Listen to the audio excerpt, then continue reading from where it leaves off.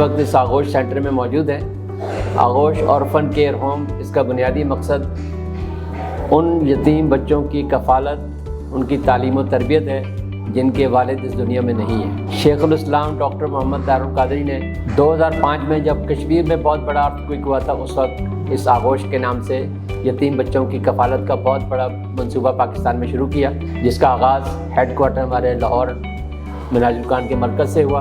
कराची में ये सन 2017 से डॉक्टर हुसैन महिउद्दीन जो आगोश ऑर्फन केयर होम के चेयरमैन हैं, उन्होंने इसकी ओपनिंग की। कराची में जो आगोश ऑर्फन केयर है, ये शालतीफ टाउन में वाक़ है, फास्ट यूनिवर्सिटी की बैक साइड पर। यहाँ पर 50 तलबा ज़ेर कफ़ालत हैं। 9 साल से लेके 11 साल तक की उम्र के बच्चों से हम उनके वालिद का डेथ सर्टिफिकेट, नादरा का बे फॉर्म, स्टूडेंट का मेडिकल चेकअप, स्टूडेंट का इंटरव्यू, उनके गार्जियन का इंटरव्यू, ये प्रोसेस मुकम्मल करके हम उनको एडमिट करते हैं। एक दफ़ा हमारे पास जो बच्चा दाखिला ले लेता है, जब तक वो किसी काबिल नहीं हो जाता, उस वक्त तक उसकी कफ़ालत, उसकी तालीम, उसकी समझें कि ज़िंदगी के तमाम शोबों की निगहदाश्त हमारी जिम्मेदारी हो जाती है। कराची में जो हमारे पास 50 बच्चों का ये सेंटर है, यहाँ पर बलूचिस्तान से 10 बच्चे हैं, अंदरून सिंध के स्टूडेंट्स हैं और कराची के तलबा हैं। 24 आवर्स का इनका शेड्यूल बना होता है। फजर की नमाज में 5 बजे इनको उठाते हैं, इसके बाद ग्राउंड जाते हैं स्पोर्ट्स के लिए, वहाँ से वापस आके स्कूल की प्रिपरेशन होती है, ब्रेकफास्ट करते हैं, मैस, डाइनिंग हॉल, हमारे पास कुकिंग स्टाफ है जो तीनों टाइम का फ्रेश मील इनको प्रोवाइड करते हैं। उसका मेन्यू बना हुआ है। हमारी मिनाज वेलफेयर फाउंडेशन की अपनी बस है।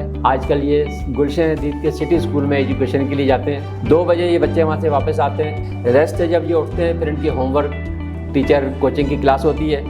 इसके बाद असर से मगरिब का इनका स्पोर्ट्स का टाइम होता है, सेल्फ स्टडी, फिर डिनर, फिर जो ना थोड़ा सा इजी टाइम टीवी देखने का। इस तरह से हमारा ये पूरा साइकिल चलता है। हम एजुकेशन के साथ साथ उनको स्किल भी सिखाते हैं ताकि बच्चे मैट्रिक करने के बाद किसी न किसी स्पेशल फील्ड के अंदर जाएँ। हमारे हेडक्वार्टर जो 2005 में हमने स्टार्ट किया था, वहाँ से आगोश के जितने स्टूडेंट्स बैचेस फारिग हुए हैं, उसमें बहुत सारे लोग आर्मी के अंदर ऑफिसर्स, लेफ्टिनेंट की पोस्ट पर हैं। कई स्टूडेंट जामिया अज़हर के अंदर आला तालीम हासिल करने के लिए जा चुके हैं और मुख्तलिफ शोबों के अंदर अपने अपने पाकिस्तान की खिदमत कर रहे हैं और अपने ख़ानदान की कफ़ालत कर रहे हैं। हमारा मेन मकसद ये है कि हम जो यतीम बच्चे हैं वो आइंदा ज़िंदगी उनकी ऐसी हो कि वो खुद सपोर्ट करने, अपनी फैमिली को सपोर्ट करें, अपने आप को सपोर्ट करें और एक पाकिस्तान के अच्छे शहरी बने। तो हमने जो स्टैंडर्ड रखा है वो इंटरनेशनल स्टैंडर्ड रखा है। हमारे अपने बच्चों जो हैं उनसे बेहतर इनको हम कोशिश करते हैं कि उनसे बेहतर सहूलियात दिए जाएँ। न मज़हब की तफरीक है, न फ़िरक़े की तकलीफ़ है, न लैंग्वेज की तफरीक है, न इलाक़े की तफरीक है। और हमने इसकी कैपेसिटी जो है, हम इसको ये 8 मंजिला इमारत बन सकती है इसके ऊपर। तो हमारी कैपेसिटी 300 बच्चों की तक जा सकती है। इंशाअल्लाह अगले 1 साल में हमारा इरादा है कि हम इसको 100 बच्चों की तरफ ले जाएँ।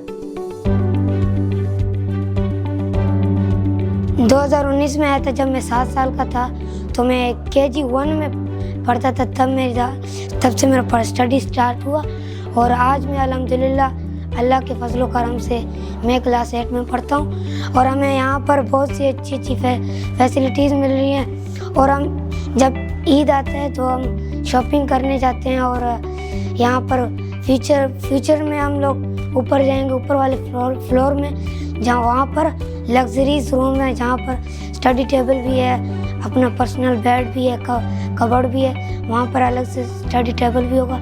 वहाँ से हम फुल एंजॉयमेंट करेंगे।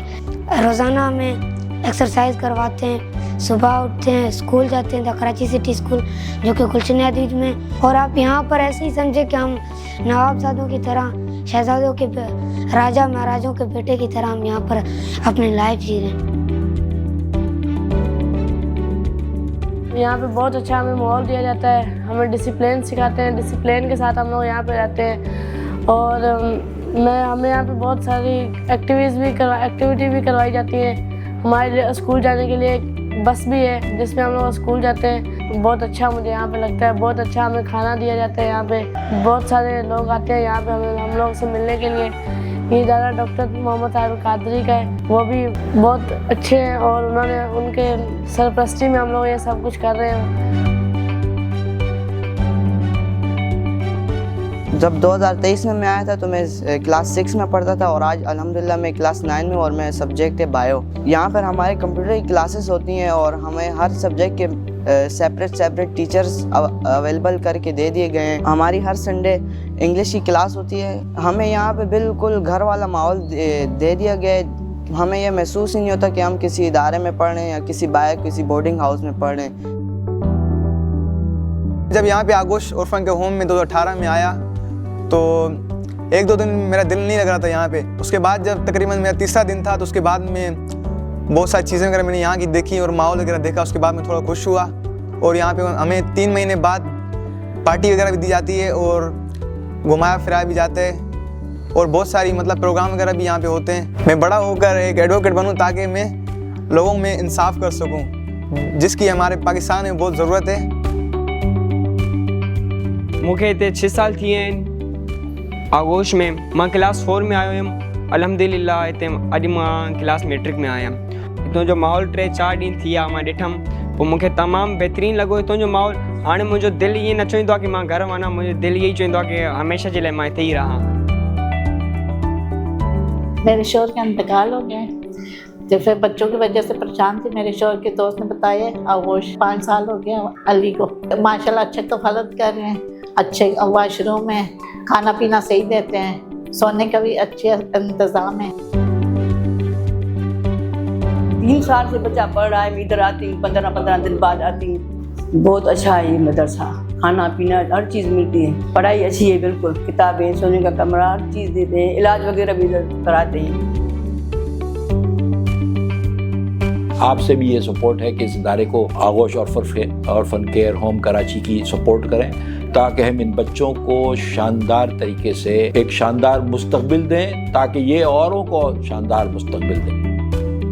हम ये कहते हैं कि ये यतीम बच्चों का इदारा है, यतीम खाना नहीं है। हुजूर नबी अकरम सल्लल्लाहु अलैहि वसल्लम ने जब इरशाद फरमाया कि यतीम की कफालत करने वाला क़यामत के दिन, आप सल्लल्लाहु अलैहि वसल्लम ने अपनी 2 उंगलियां इस तरह से इशारा फरमाया कि वो क़यामत के दिन मेरे साथ इस तरह से होगा।